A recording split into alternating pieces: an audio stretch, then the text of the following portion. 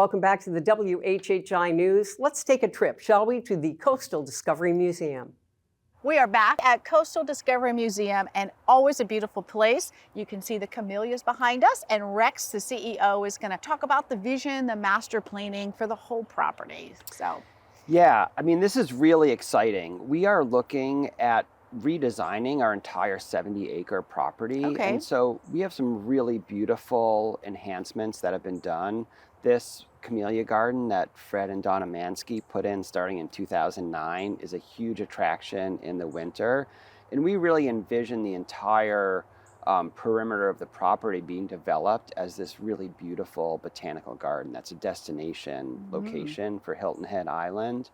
So we've reached out to a number of master planners that have a lot of experience in landscape architecture, worked with big botanical gardens, to come down here to Hilton Head and envision what this property really can be. And it's the next step of moving Coastal Discovery Museum and Honeyhorn up to be a really great draw for locals and visitors alike. you already got the butterfly gardens on the other side of the property. Of course, you got this and marsh and so many areas.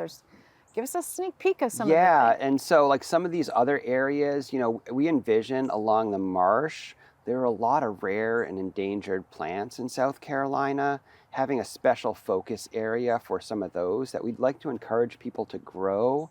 If you've walked our trail, you'll see that we have these beautiful live oaks that are out in the corner of our property. That's an original sort of relic maritime live oak forest.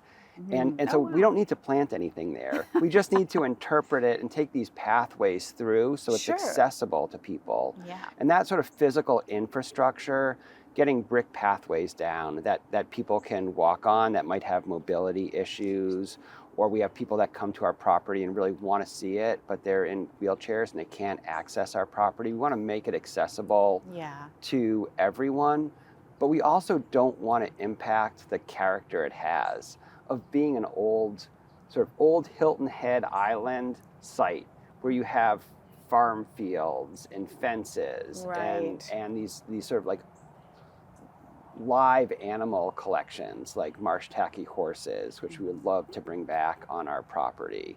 And so we really want to envision for the next 20 years what this property can look like. Now, I've had the blessing, I would say, of seeing a lot of this behind the scenes in our interviews over time. I know there's a barn back there. Yeah. You know, so much to see that it's really amazing. Yeah, we even have members and volunteers who have not seen our whole property. And so that's one of the things that I really like to do is expose people to all of the fascinating things that this 70 acres holds. And I think this process will allow us to do that in a more formal way. Yeah, and just getting the word out like we're doing now, sharing, because people that live here really probably don't have a clue at the extensiveness of how gorgeous it is. So you mentioned the brick pathways, even just these are something I've seen as an improvement. I think we walked on them before and it's beautiful. It blends in, it looks great. And you mentioned the town. Yeah, that was a collaboration with the town because the town also views this. The town owns the land and they want this to be available